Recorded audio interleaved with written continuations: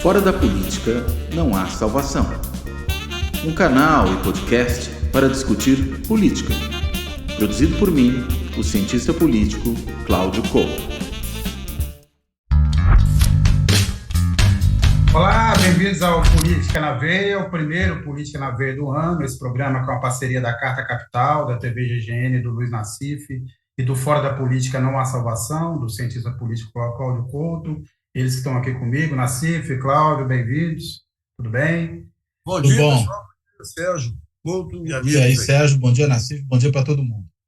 A gente, Nassif Couto, está retomando o programa hoje, porque nada aconteceu nesse país nos últimos 17 dias, né? Foi a total normalidade. Então, estamos aqui agora para nos redimir, tem muita história para conversar. A gente está avançando aí, o governo, na verdade, a PF, quem está investigando, está avançando cada vez mais aí na compreensão daqueles atos terroristas do domingo 8.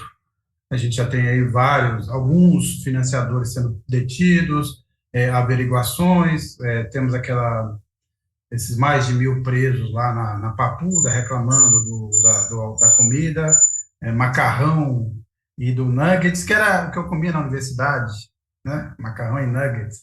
Voltou a experimentar um bandejão aí. Um deles até chegou para falar com a gente, mas eu estou preso contra a minha vontade. Aí a juíza falou... É realmente um caso muito particular esse aí, né?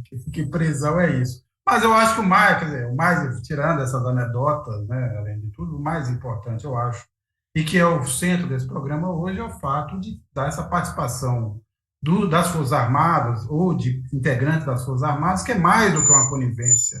Né? Começou achando, foram conivências, deixaram passar, faltou inteligência, e o que está ficando claro a cada dia, não, é que é mais do que isso, que também há depoimentos de detidos naquele dia, de que foram protegidos por militares, e eu acho que também o episódio até agora, acho mais contundente, foi essa revelação do Washington Post sobre a reunião que teve na noite do domingo, dia 8, em que participaram os comandantes das Forças Armadas, os 3 comandantes, o Flávio Dino, ministro da Justiça, e o José Múcio, ministro da Defesa. Se cogitou ali continuar as prisões em flagrantes de integrantes daquelas manifestações, daquele quebra-quebra, da invasão, que estavam na porta dos quartéis, e o general Júlio César Arruda, que é o comandante do Exército, e teria dito, segundo diz o Washington Post, aqui ninguém vai ser preso, ou ninguém vai ser preso aqui. Essas teriam sido as palavras literais. Então eu vou começar por aí, Couto e Nassif. Bem, diante disso, de uma participação que é mais do que uma conivência, que é mais do que não agir, de faltar inteligência, houve uma participação direta dos militares. Nós já temos mais de uma semana dos fatos e até agora ninguém foi punido. Não tem nenhum afastamento, aparentemente agora teve, na verdade, na guarda presidencial, mas não teve nada de mais grave. Se essa situação ficar assim, Couto e Nassif, quais serão as consequências do governo Lula? Deixa eu só vai lá, Nassif, vai você. Aí, ontem eu entrevistei o Ricardo Capelli, que é o interventor do Flávio Dino, lá na Secretaria de Segurança, lá, e perguntei essa história a versão que correu, que o general não deixou a Polícia Federal entrar para poder esvaziar o acampamento lá. Ele me deu uma outra versão, eu não sei se é para pôr panos quentes aí. Ele disse que quando chegou lá, o general falou, agora é de noite, vamos esperar de manhã e clarear para pegar o pessoal. E segundo ele, ninguém escapou do acampamento. Eu não sei se é para passar pano. Agora, é evidente que todos os indícios aí mostram que essa foi uma intentona militar. Foi uma intentona militar. No planejamento, o fato de colocarem os acampamentos em área protegida pelos militares, o fato dessas pessoas sem escrúpulo colocar familiares na linha de frente. Você vê que a invasão, você tinha crianças, mulheres lá, eles queriam criar uma tragédia com os próprios familiares, né? O fato, as declarações, você vê, o alto comando até agora não soltou uma nota condenando as invasões. E quando você pega toda a estrutura, pega a minha cidade lá, Poços de Caldas, eu pego aqui São Paulo, em todos os lugares, o modelo de ocupação foi o mesmo. banheiros químicos, comida à vontade. Então, foi idêntico, o que mostra uma articulação. E depois, então você tem, digamos, o pessoal que planejou estrategicamente, que é a cabeça militar, você tem o pessoal que financiou, você tem o pessoal que acampou, e você tem a malta que foi convocada lá para o quebra-quebra. Então você vê aqui a suspeita seríssima de que as forças militares se aliaram aqui ao mundo do crime. Gente, as milícias, os que apareceram lá foram milicianos. O Capelli dizia, olha, não eram pessoas normais, eles tinham formação, ele falou formação de guerrilha, para dar um... Mas é evidente que como você não tem guerrilha aqui, você não tem escola de guerrilha nem nada, e CACs não dão essa formação, só dão formação de tiros, é evidente que era formação militar, né? Então você joga sobre as Forças Armadas aí uma mancha, uma suspeita terrível, terrível. Não, acho que está perfeito, né? Concordo com 100% com tudo que o Nassif acabou de dizer, acho que é isso mesmo, né? E, enfim, é difícil realmente saber se essa declaração aí do Capelli é muito mais para tentar esfriar um pouco os ânimos, né? Tentar, digamos, acomodar a situação com o comando das Forças Armadas e com o comando do Exército em particular, e aí desmentindo o que saiu no Washington Post. E, enfim, é fato sabido que nós tínhamos ali muitos parentes de militares dentro desses acampamentos. Alguns até fizeram questão de se deixar fotografar, né, fizeram questão de dar prestígio. O caso mais importante, entendeu, pela relevância, inclusive, que tem o militar envolvido, é aquele da esposa do general Vilas Boas, aquele general golpista que soltou aquele Twitter golpista lá atrás, tentando intimidar o Supremo naquela discussão sobre o habeas corpus do Lula. Isso já antes, inclusive, das eleições de 2018, né? E a esposa dele estava ali presente dentro de um desses acampamentos, fazendo ali questão de mostrar o seu apoio àquilo que se produzia ali. Inclusive, já foi também relatado, isso está no noticiário, que ela, num carro daqueles preparados para levar alguém em cadeira de rodas, sinalizava com o dedo para trás, mostrando que o general estava ali também, né? Dando a entender que ele próprio, pessoalmente, fez questão de ir lá ver os acampamentos e dar o seu prestígio a esses acampamentos. Então, quando o novo general escolhido para comandar o Exército diz que ninguém vai ser preso, e a gente olha a lista de presos, e tem um monte ali de bucha de canhão, né? Um monte de arraia miúda, né? Um certo lumpen que está ali sendo preso, né? E você não vê nenhum relato de parente de militar preso, sabendo que havia um monte. É óbvio que o que se fez foi segurar um tempo para deixar esse pessoal escapulir. Também já há relatos no noticiário de gente que diz que escapuliu com conivência, um deles diz até de um major, né? Não diz se é da PM, se é um major do Exército, imagino que seja naquele lugar, já que a PM foi proibida de entrar em uma série de acampamentos, seja major do Exército, né? E não o major da PM. Há também uma série de relatos, também no noticiário, dando conta de que muita gente passou naqueles acampamentos a frequentar o interior dos quartéis. Sim, a encontrar com eles, a utilizar a estrutura interna dos quartéis, e os próprios soldados, né, aqueles que estavam ali dentro dos quartéis, talvez oficiais, eventualmente, mas, enfim, de qualquer maneira, militares que trabalham naqueles quartéis, iam, inclusive, fazer suas refeições nesses acampamentos golpistas. Então, é claro que há um comprometimento muito grave das Forças Armadas. Nós tivemos aí encerrado um governo que foi um governo militar, né, e foi um governo militar do ponto de vista da sua idealização, desde lá do tweet golpista, do general golpista Vilas Boas, até a participação de um número imenso de militares. Os últimos números aí do final do governo davam conta de 8.000 militares em cargos de natureza civil, além daqueles todos aboletados em ministérios, ali se beneficiando, né, dos recursos do poder público, né? Nós vimos aí também uma série de vantagens aprovadas por esses militares. Todo mundo ganhou uma reforma previdenciária, eles ganharam um plano de carreira, né? Essa é uma outra diferença importante.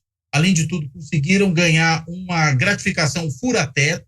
Muitos deles começaram a ganhar muito mais do que poderiam ganhar sendo servidores públicos. Então, ou seja, tivemos um governo militar que se encerrou, mas os militares continuam ali penetrando uma série de estruturas do Estado. Inclusive, o caso do Gabinete de Segurança Nacional, né, já foi também noticiado, já está documentado, que não houve nenhuma demissão daquele GSI herdado do general Heleno.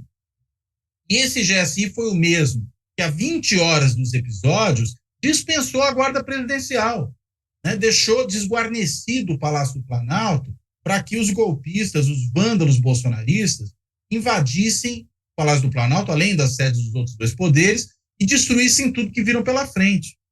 Então, veja, não dá para tirar a responsabilidade dos militares como instituição desse processo, né? São chupins da nação, né? As Forças Armadas têm sido chupins da nação há muito tempo, têm conspirado contra a democracia, têm produzido uma série de estragos na administração pública. Veja que fizeram na saúde, o estrago que produziram na saúde, na área ambiental, na política indígena, né? Ou seja, né, os militares, na realidade, em vez de servir a pátria, se servem dela. Né? Por isso que são chupins da nação. Né? E é preciso, evidentemente, fazer uma boa faxina, tirar esse pessoal. Acho que isso que começou agora essa semana, dessa exoneração em massa, é apenas o começo. Tem que ir muito mais fundo e tem que, claro, apurar a responsabilidade desses aí nos atos golpistas de vandalização, de ataque físico e institucional à democracia brasileira, promovido no 8 de janeiro na intentona militar, na intentona bolsonarista. Então, eu queria insistir nesse ponto, eu só antes ler alguns comentários. A Maria Fernanda: Lula vai precisar ter coragem para colocar esses milicos folgados em seu lugar. Lula parece que está ponderando muito sobre que atitude tomar em relação à questão dos militares. E a Maria Elaine: é necessário levar ao mundo os ataques terroristas bolsonaristas ocorridos no Brasil. O Lula, na quinta-feira passada, durante um café da manhã com jornalistas, fez a sua mais contundente declaração em relação aos militares, né? Falou que eles precisam seguir o comando, que ele é o chefe das tropas, que é o chefe da nação, lembrou que, ou citou a facilidade com que os golpistas terroristas entraram no Palácio do Planalto, as portas foram abertas, e disse que ia apurar. Mas, repito, estamos aqui 8 dias dos acontecimentos, começou agora essa pequena faxina, mas nenhuma outra grande responsabilização até esse momento. E eu pergunto, não abriu-se a oportunidade para o Lula fazer algo, e o governo fazer algo mais contundente? Você vai continuar com essa estrutura do GSI, vai manter esse comandante do Exército? O que é possível fazer? Ou terá que... Hoje a gente está vendo que, no fundo, vai acontecer o que aconteceu sempre, que é tentar acalmar as coisas, colocar panos quentes e acertar algum tipo de relação com os militares. Gozado, se a gente vê a crítica do Zema ao Lula, a crítica do Dallagnol, a crítica de procuradores aí ligados à Lava Jato, qual que foi? Que o Lula demorou e não invocou a garantia da lei e da ordem. E fica nítido. Aquele negócio, é golpe. A gente fala muito de Portugal aí, mas que nem dizia antes, quando teve a Revolução Portuguesa, falava: nós temos democracia e vocês continuam nessa merda aí. É evidente que era o golpe mais previsto da história. Já falavam isso em dezembro com o Bolsonaro, né? De criar um fator de comoção popular, e daí você tem o GLO, e daí você transfere o comando para as Forças Armadas, né? O que eu fico só em dúvida é o seguinte: por que o Bolsonaro não levou adiante isso? Você tem duas hipóteses. Uma é que não teve unanimidade nas Forças Armadas. E por unanimidade não significa... Eu acho que a grande maioria é golpista, mas, digamos, o risco... Tem um diálogo que foi colocado aí por... Não sei se é verdadeiro ou não, mas que um dos generais falou: por 20 dias, por 20 meses de glória, nós vamos enfrentar 20 anos de processos aí, né? Então, digamos, você não teve essa unanimidade. É o primeiro ponto. O segundo ponto: o Bolsonaro amarelou. Claramente amarelou. Esse é um golpe tão nitidamente militar que o Bolsonaro se mandou, ficou quieto aí um mês antes do final da posse para não se comprometer.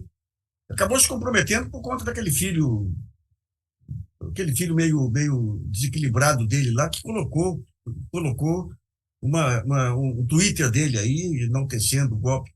Então, digamos, aquelas hipóteses de que o bolsonarismo não passava de um instrumento do poder militar ficam consolidadas. Né? Eu não sei como é que eles vão substituir o Bolsonaro e com aqueles... Mas assim, você acha que foi uma tentativa de golpe mesmo? Ou foi uma tentativa de manter o país refém de uma agenda? Ou era realmente tentar dar um golpe? Era golpe, porque você ocupa os três poderes. Você tem resistência no Congresso e no Supremo, porque o policiamento lá não era militar. O Palácio, você tem tudo aquilo escancarado. E o Lula, Flávio Dino e outros ficaram entre as duas alternativas, ou GLO ou a intervenção no governo do Distrito Federal. E o Lula declara nesse período. Ele fala, não quisemos o GLO porque jogaríamos aí o controle da situação para os militares. Era tudo que eles queriam. Era um cavalo de Troia, né? Tudo que eles queriam. Mas a intervenção federal não deveria ter sido completa? Essa é a minha impressão. Quer dizer, por que uma intervenção só na segurança pública, Cláudio Couto, ou Nassif? Era urgente e agiram rapidamente. Você vê, o Capelli, quando chegou lá, em pouco tempo, virou totalmente a posição da polícia militar lá, que de defensiva passou a ofensiva e encurralou aí os golpistas, né? Golpistas. Coitadas veinhas lá, traficante lá, aquele negócio todo lá. Aquela malta, o lumping lá, que nem diz o Cláudio Couto, né? Alguém disse aqui que se tratou de um capim-tóleo, né? Agora... História da boiada. Mas deixa eu só responder uma questão que você levantou, Sérgio, sobre por que a intervenção só na segurança. Porque é aí que estava o problema, né? Imagina agora o governo federal ter que cuidar da educação, da saúde, da zeladoria do Distrito Federal, né? Deixa isso para o governo do Distrito Federal. É melhor resolver só o problema da segurança, que é ali que estava o problema, né? Acho que é uma questão econômica e, veja, insisto, né? Acho que o Nassif já falou, eu até pontuei, mas acho que é bom sempre enfatizar, né? Era uma armadilha. Se o presidente chama uma GLO, ele bota os golpistas no comando da contenção do golpe. Ou seja, é um cavalo de Troia completo, né? Seria realmente um autogolpe no sentido inverso ao normalmente utilizado para definir esse tipo de coisa, né? Seria um tiro no pé. E aí, evidentemente, o Lula percebendo isso, e claro, aqueles que estavam ali no seu entorno, não adotaram o GLO, optaram por quê? Por uma intervenção civil na segurança do Distrito Federal. Só lembrando que aquela intervenção federal que se produziu no Rio de Janeiro no governo Temer durante o ano de 2018 era uma intervenção militarizada. O Braga Neto, que depois virou candidato a vice do Bolsonaro, virou ministro do Bolsonaro, era o chefe daquela intervenção federal no Rio. Veja que ali já se estava produzindo esse processo de militarização da política. Nassif ia falar alguma coisa, né? Não, inconstitucionalmente aí, porque pela GLO, o comando tem que ser civil. Você tem aí, esse processo de militarização começa com algumas... A Dilma lá atrás, um pouco, quando ela abre o DENIT, para o Tarcísio aí, para generais envolvidos até o pescoço com rolos aí de empreiteiras militares. Depois, quando entra o Temer enfraquecido e o Alexandre de Moraes, eles levam os militares lá para dentro. O GSI fica com o Etchegóin lá, que é um histórico familiar aí de conspiração, né? Você lembra que o próprio Alexandre de Moraes tentou criar a ideia de um núcleo terrorista lá em Foz do Iguaçu, um bando de abibolados aí que usavam redes sociais aí, um deles inclusive tinha problemas mentais. Ele transformou em ameaça terrorista para justificar a ampliação. Ele foi cortar pé de maconha no Paraguai. Aquele negócio, você tem aquele filme, famoso filme, eu não estou usando o adjetivo, mas tem aquele famoso filme de Crápula, herói italiano.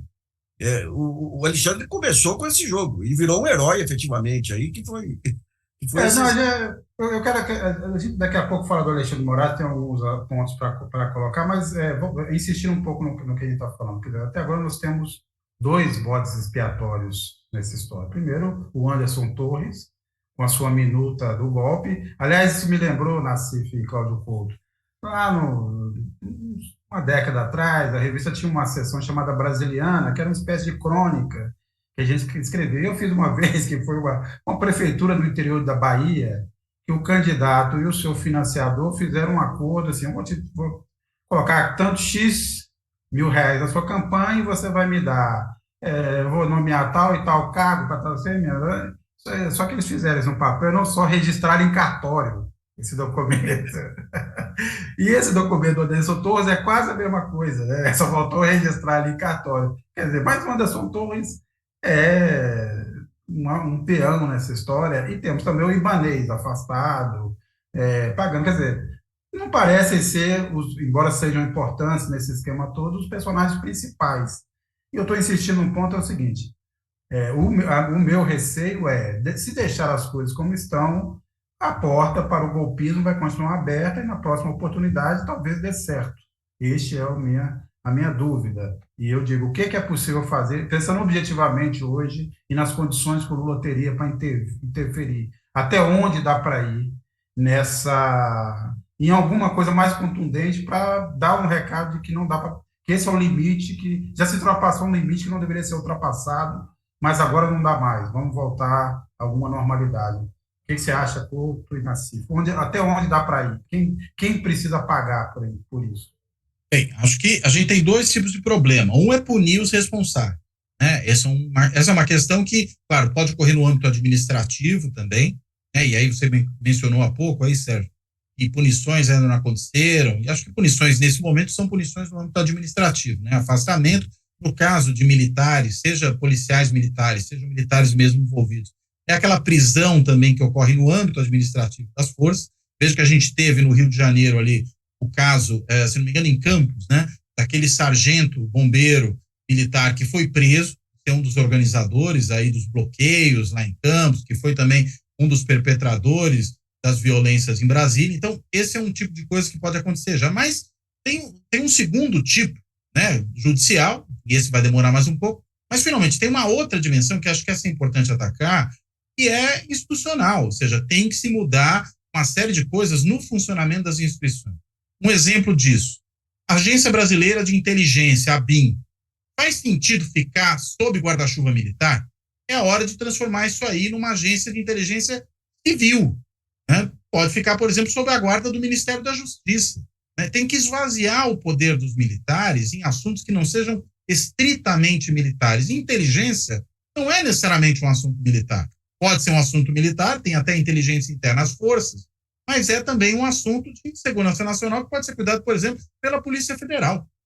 Você pode ter a ABIN muito mais relacionada à atividade da Polícia Federal do que relacionada à atividade das Forças Armadas. Então, acho que esse poderia ser um movimento importante. Veja, a gente ainda tem uma agência que é, em grande medida, herdeira do velho SNI da ditadura militar.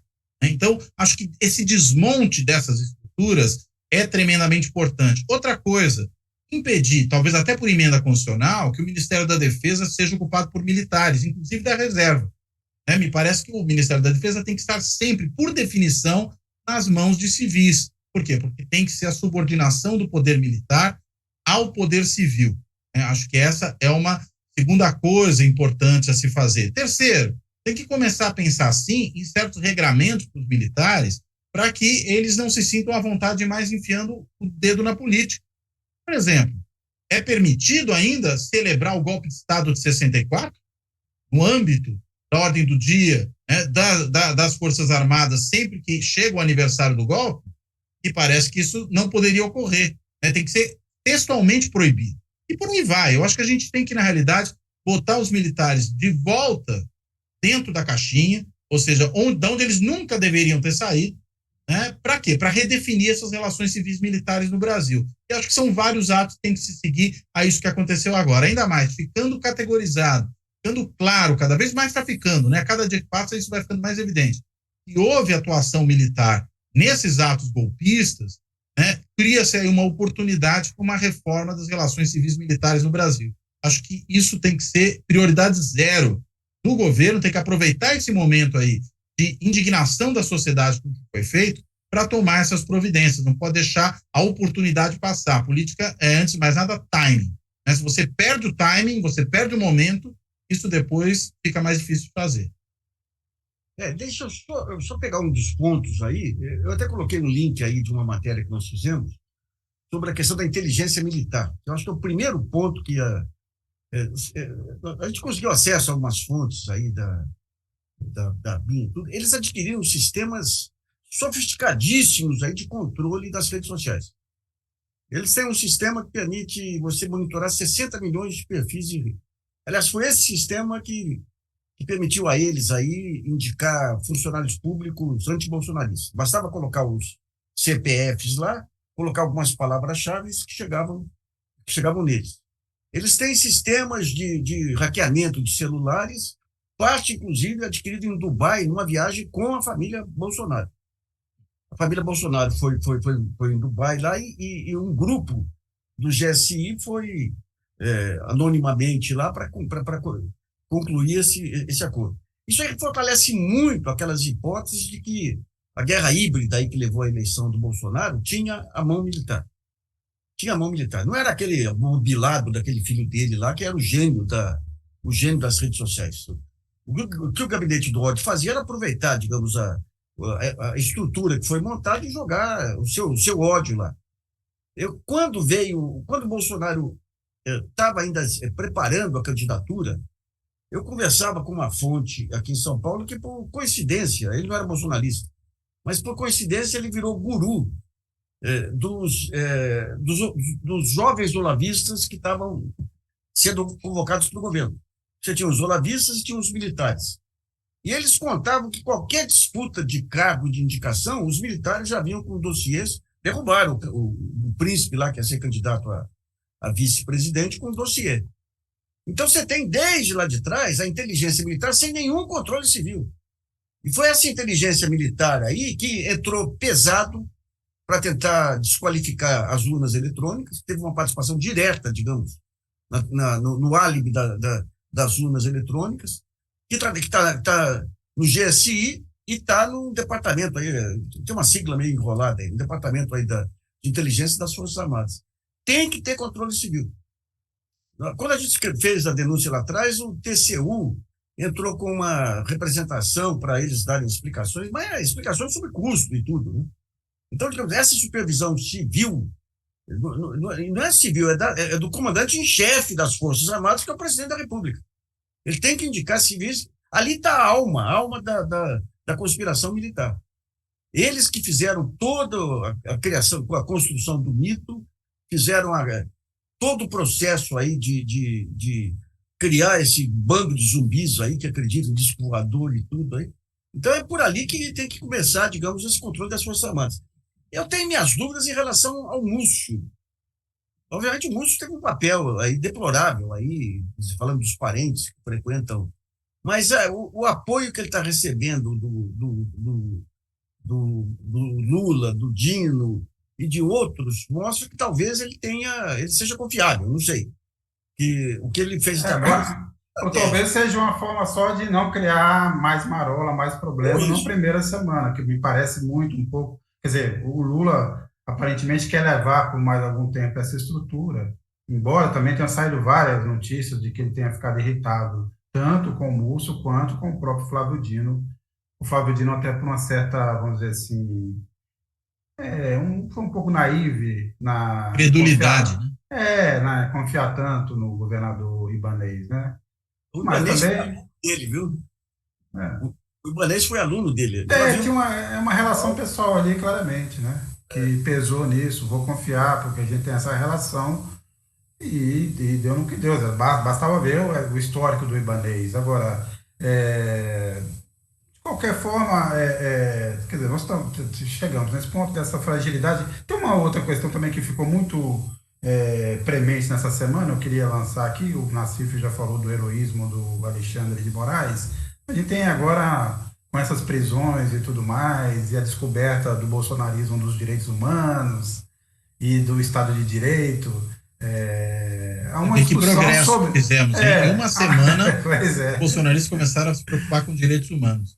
Há uma discussão sobre... A gente já discutiu isso nesse programa algumas vezes, mas ela continua presente, que teria o ministro Alexandre de Moraes extrapolado em algum momento nas suas ações? A esse grupo se juntou o Glenn Greenwald, né, um jornalista famoso, um tanto quanto também, que nunca escapa das polêmicas de uma forma muito clara, do jeito que ele faz, mas ele foi um a se juntar às forças de que o Brasil está sob um risco de uma ditadura do judiciário. Mas eu volto ao seguinte, tem algum excesso? Vocês acham que em algum momento o Alexandre de Moraes extrapolou das suas funções? Gente, a gente estava vivendo um espírito de golpe faz tempo. O que o Alexandre de Moraes fez aí foi lá atrás, quando montou aí o inquérito do fim do mundo, ele agiu como um enxadrista brilhante. Eles perceberam lá atrás todo esse jogo, o inquérito do fim do mundo, enquanto, de um lado, o Toffoli cultivava aí as relações com o Bolsonaro, ria daquelas piadas obscenas do Bolsonaro, ele abriu o inquérito e passou para o Alexandre. Então, a maneira como o Alexandre atuou nesse período todo foi de um enxadrista fantástico. Porque você tinha aquele sentimento de impunidade pegando todo mundo. Então, ele começa já a cercar o gabinete do ódio. Você vê de cara o pavor que ele passou a infundir em Bolsonaro. Quando aqueles empresários foram brincar de conspiração no WhatsApp, ele deu um chega para lá, foi em cima de outros setores que estavam que tinham essa sensação de impunidade, se antecipou. Lá atrás, ele convoca os comandantes de polícias militares de todos os estados para mostrar.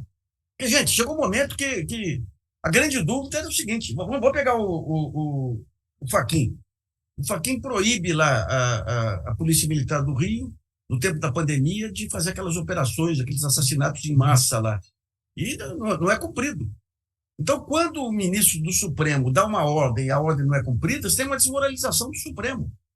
E o que o Alexandre de Moraes fez aí foi bancar todas as apostas, aquela convocação dos secretários de segurança estaduais e dos chefes, dos comandantes de polícias militares, foi fundamental para os golpistas das Forças Armadas perceberem que havia uma contraposição de força lá também, né?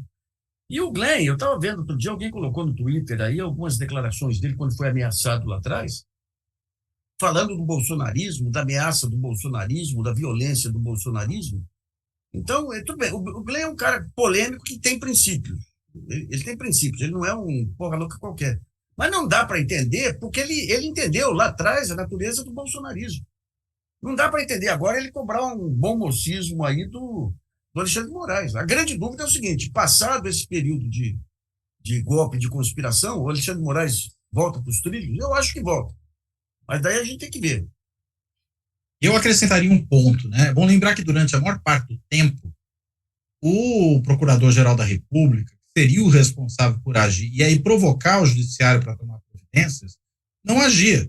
E aí, claro, né, por definição, a Advocacia Geral da União também não agia. Né? E ao não agir, você não tem o PGR agindo, você não tem a Advocacia Geral da União agindo. Você tem um problema aí de foro especial para aqueles envolvidos com essas confusões. Sobra muito quem possa fazer as coisas. E aí acaba sobrando realmente para o Judiciário. É uma situação complicada porque ela produz uma armadilha. Né? Veja só, o Executivo produz uma situação de caos. Estou falando do Executivo ainda no tempo do Bolsonaro, mas isso que a gente está vendo agora é ainda rescaldo disso, né? Não é algo que tenha aparecido de repente. Então, o Executivo agia, produzia uma situação de caos ou uma ameaça importante. PGR silenciava, obrigava o Judiciário a agir de ofício, muitas vezes, como fez no inquérito das fake news. E aí, o que acontece? Aí o presidente apontava o dedo para o Judiciário e falou: aí, ó, o Judiciário está tomando partido. Né? E aí atacava o Judiciário. Ao atacar o Judiciário, obrigava o Judiciário a se defender. Ao se defender, reforçava essa imagem de que estava tomando partido. Ó, estão contra mim, dizia o Bolsonaro. Isso vai numa escalada, isso gera uma espiral, né, de piora das relações entre os poderes e de uma certa percepção de que o Judiciário, na realidade, é parte interessada no jogo e não é árbitro, como normalmente a gente imagina que ele deveria ser. Então, produz-se aí uma armadilha. Né? Essa é a armadilha que o bolsonarismo gerou. Né? Claro, aliciando o PGR, isso é muito importante. Por isso que o Augusto Aras, embora agora começou a perceber que o vento mudou, parece que está querendo mudar de comportamento, até mandou embora a Lindor Araújo, né, que era o seu lugar-tenente para resolver esses problemas, né, que era ali uma bolsonarista de 4 costados e tudo mais. Mas é bom lembrar o que ele fez ao longo dos últimos 3 anos e meio. Ao longo dos últimos 3 anos e meio, ele ajudou a alimentar esse monstro. Ou seja, os episódios do 8 de janeiro, a tentativa de golpe de Estado, tudo isso tem como um dos coautores Augusto Aras. né? Ele é corresponsável por isso, porque agiu dessa maneira. Então, acho que a gente não consegue entender a maneira como operou o Poder Judiciário nesses últimos tempos, sem perceber esse cenário mais amplo de anormalidade que o bolsonarismo nos mergulhou. Essa normalidade tem a ver também com essa conduta da Procuradoria-Geral da República, ou seja, contaminou todo o sistema político, todo o sistema institucional, e aí acaba gerando esse tipo de disfunção. Eu só gostaria de colocar 2 pontos. Agora, do Greenhalgh, vocês que falem, ele é colega de vocês, eu não tenho nada a ver com isso. Bom, só 2 pontinhos do que o Couto coloca, que a ação do Aras também foi uma reação à extrapolação absoluta que ocorreu no Ministério Público à Lava Jato. Então, ele ganha legitimidade no começo, desarmando aí todo aquele protagonismo político da Lava Jato, né? E o segundo ponto é o seguinte: se na presidência do TSE tivesse qualquer outro ministro que não o Alexandre Moraes, a democracia teria resistido? Porque ali não foi só de coragem física. Coragem física. Ele estava tratando com bandidos que ameaçavam ele e a família.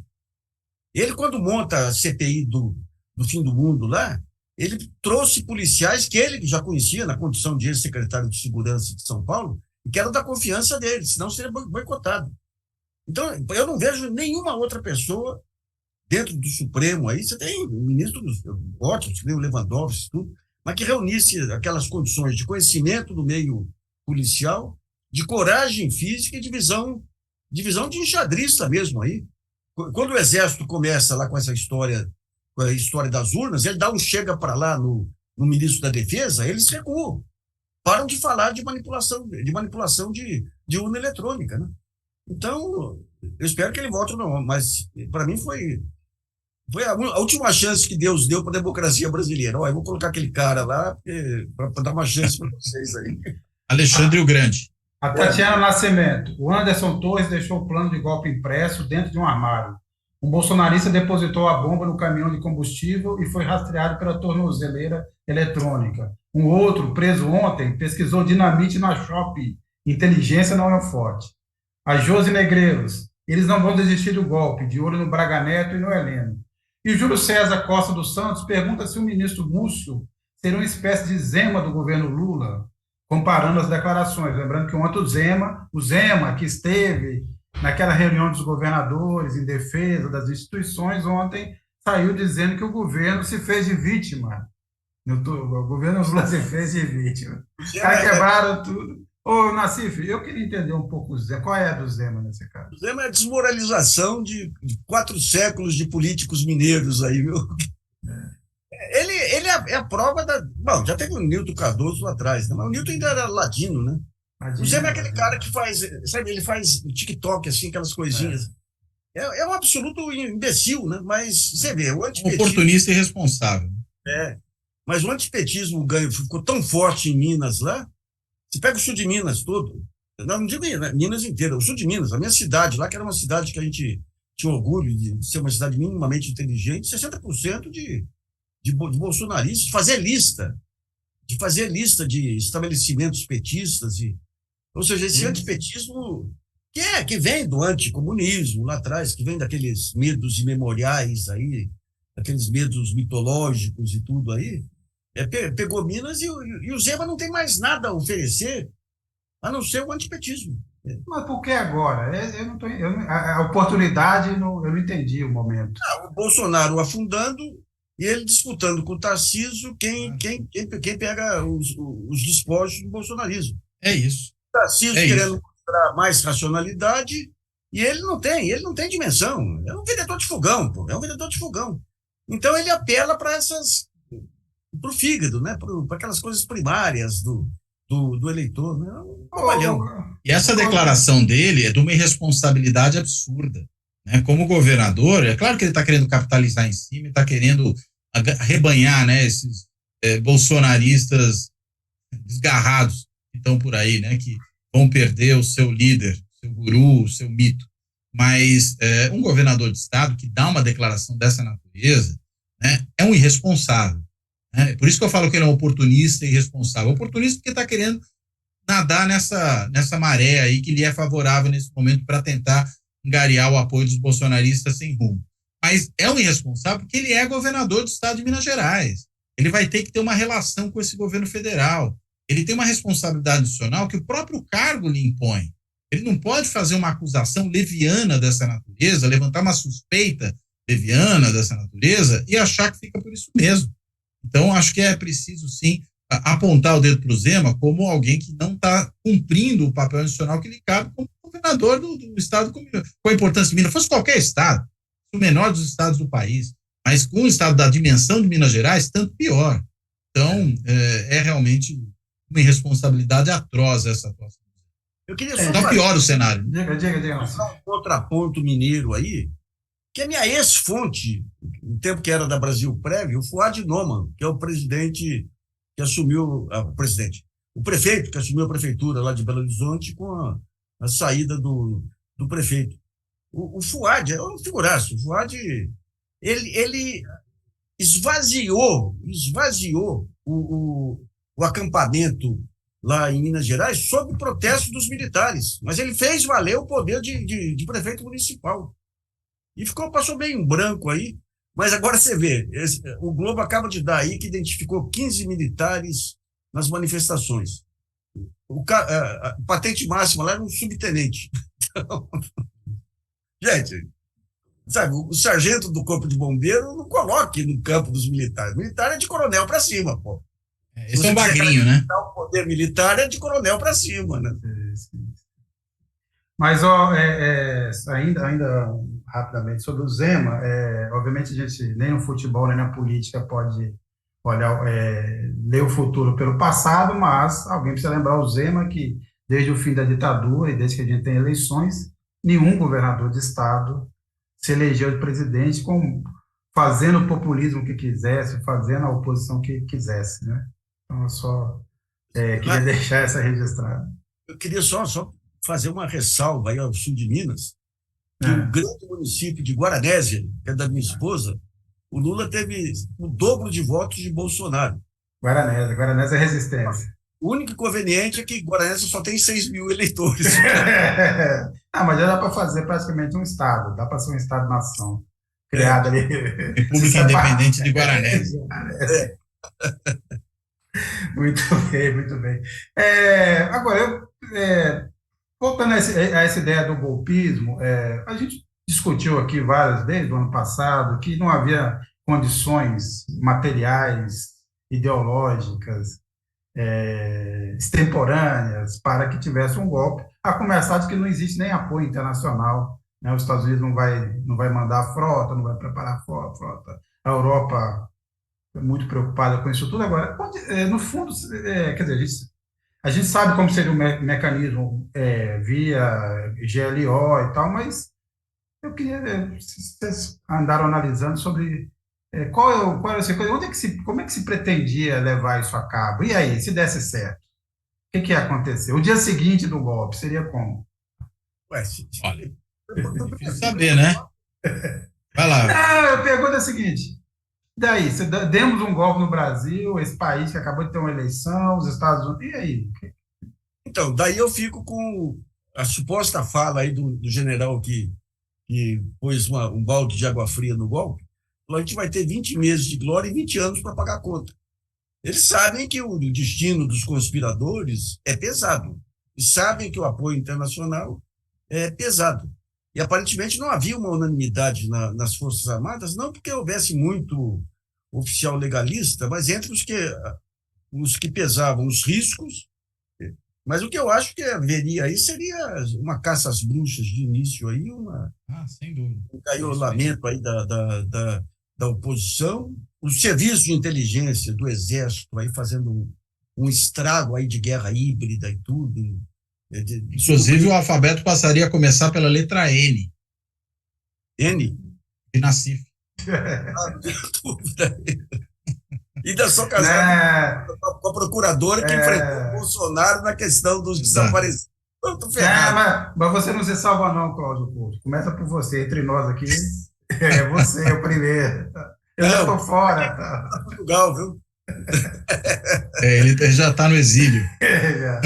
O Sérgio. Mas eu acho que, enfim, o Nassif apontou, você também tinha mencionado, Sérgio, a questão é internacional, né? Haveria um isolamento imenso do país, né? Inclusive para os próprios militares, que se servem tanto dos intercâmbios que eles estabelecem com as Forças Armadas de outros países, notadamente, né, dos Estados Unidos, e acho que a fonte poderia secar, né? Então, acho que calcularam bem e perceberam que não ia ser uma tarefa das mais fáceis, né? O contexto é outro, né, diferente do que foi em 64, diferente do que foi ao longo de décadas, né, no apoio americano aí a golpes na América Latina, e aí a coisa ficaria realmente muito mais complicada. Sem falar no contexto europeu, que também é muito diferente, né, do que também se viu em outras épocas. Havia simplesmente preocupação com o problema.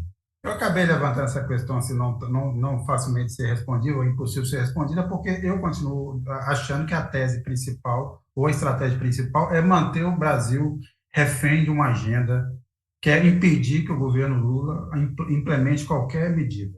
Vamos manter o Brasil numa tensão constante, num medo de um golpe, de acontecer alguma coisa, para que você não implemente uma agenda. E aí, eu coloco um outro ponto aqui que me parece que o contexto continua ainda muito grave, que aparentemente isso não tem relação, mas para mim tem, que foi agora vamos dizer assim, a intentona dos patos amarelos ontem na Fiesp, que é o afastamento do Josué Gomes da Silva da presidência da Fiesp.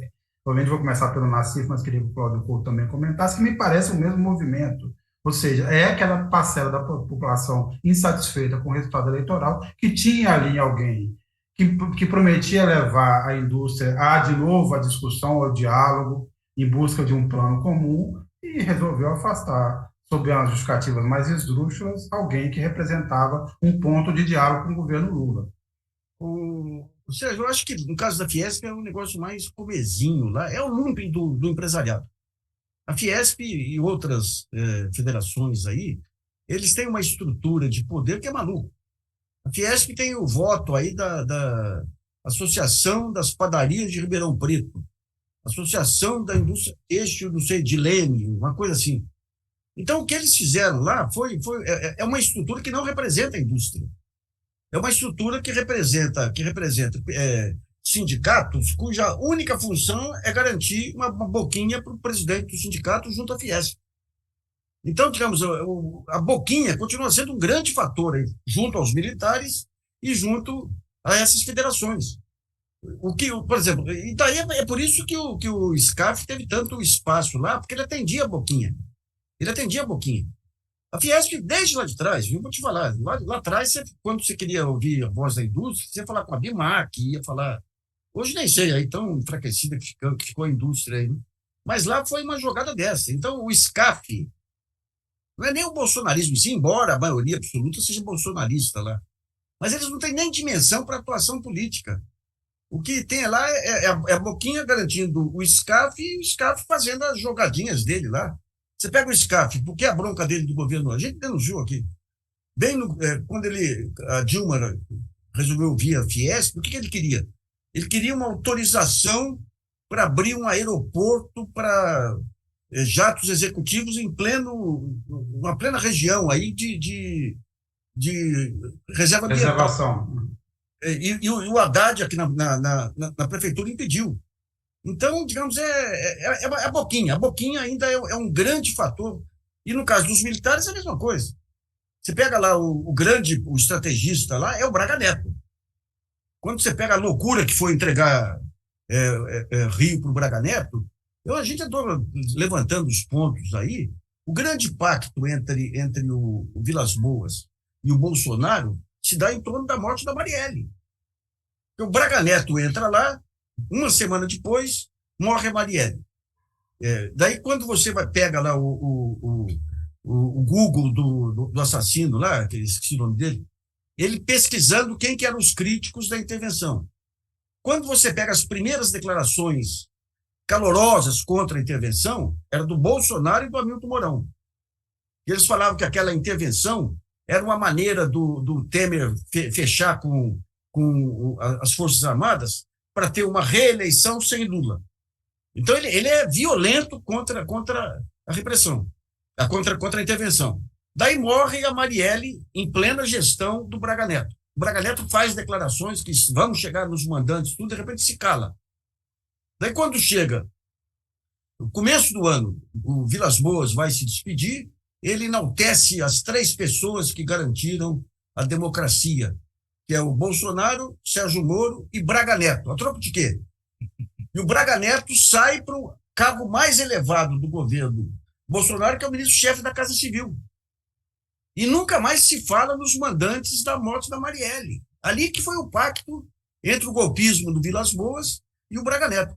O Braga Neto, nós levantamos, não só nós, a gente pegou alguns dados também que outras publicações alternativas fizeram aí. Ele esteve no Haiti.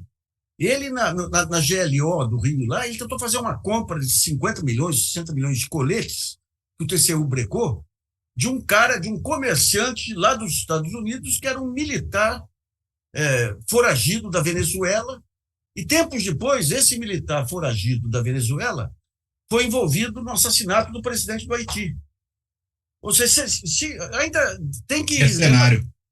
Tem que levantar tudo. Você tem uma estrutura mundial onde entre pastores evangélicos, militares da reserva e tudo que atua em negócio, o negócio da vacina, está claro nisso aí, e o Braga Neto é o instrumento deles, de contato deles aqui no Brasil. E era o cara mais frio lá. Era o cara que você via que tinha a visão estratégica militar aí. Né? Esses têm que ser monitorados. O Bolsonaro é um amarelão.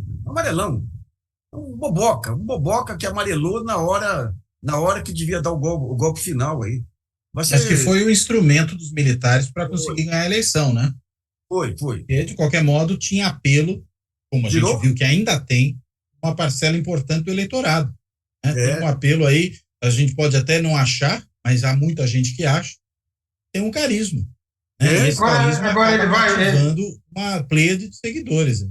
Sim. Ele que parecia estar se livrando, da maioria das acusações, estava lá em Miami, razoavelmente confortável. A situação complica do Bolsonaro ou não? Eu acho que complica, né? Porque cá entre nós, né?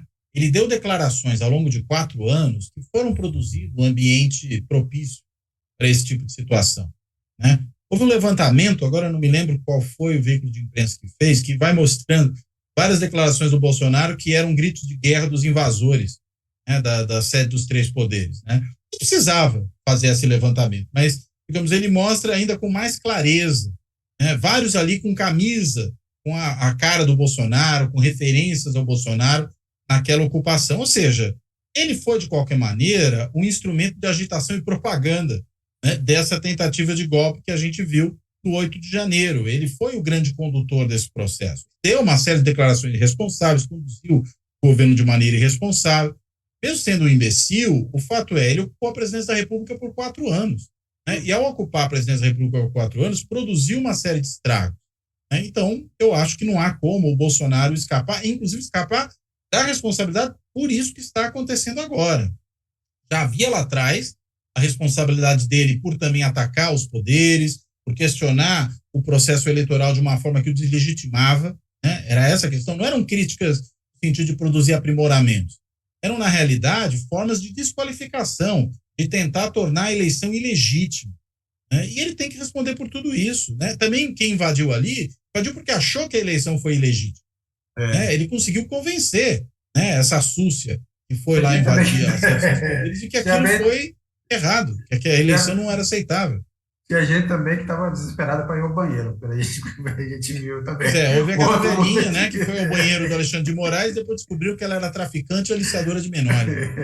Agora, uma questão aqui, rapidinho, para a gente estar caminhando para o final, assim, para vocês responderem de uma forma mais sucinta. Todo mundo diz, bem ou mal, o Lula saiu dessa, isso engrandeceu, deu uma oportunidade ao Lula, então, o Lula saiu maior desse episódio, com os apoios que angariou, as forças que se uniram em torno do mandato dele. Eu pergunto, ele está sabendo aproveitar essa oportunidade, Nassif e Cláudio Couto?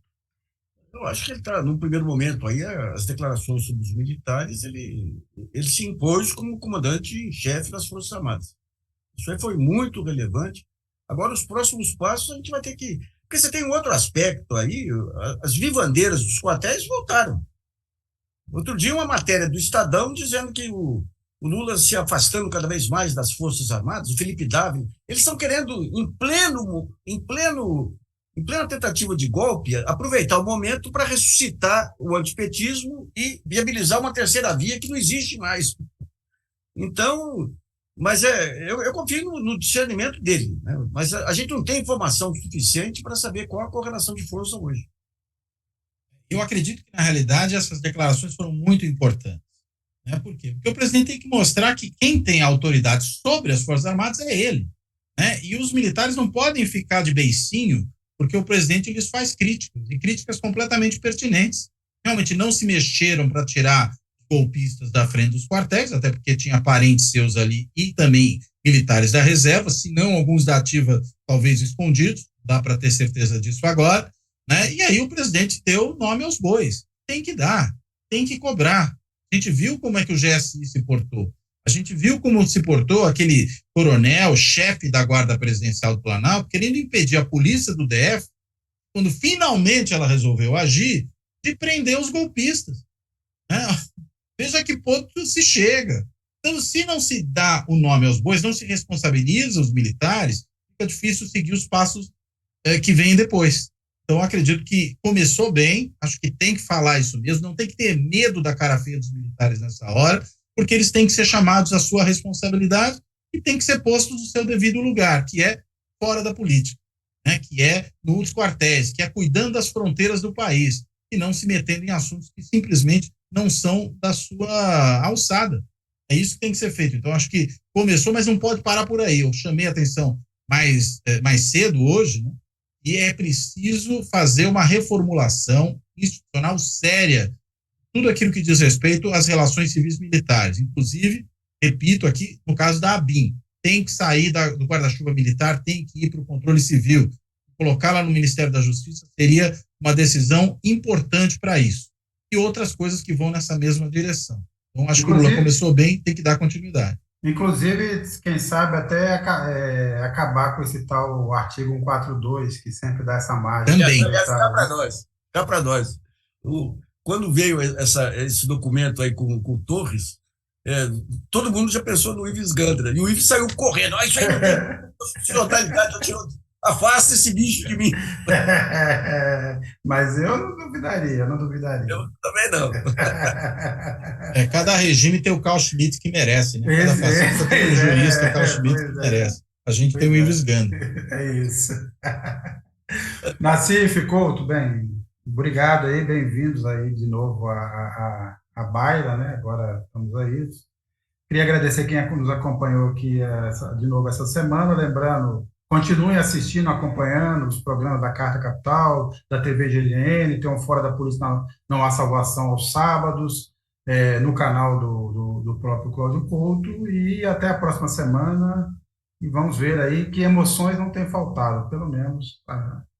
Inclusive, não morreremos de tédio, né? Só me permita dizer, Sérgio, o Fora da Política na Salvação dessa semana vai ser exatamente sobre a questão aí da atuação dos militares nessa história. Ah, maravilha. Quem é o convidado? Surpresa. Surpresa. É o Braga Neto.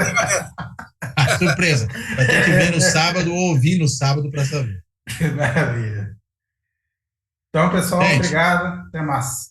Um abraço para todo mundo. Um abraço.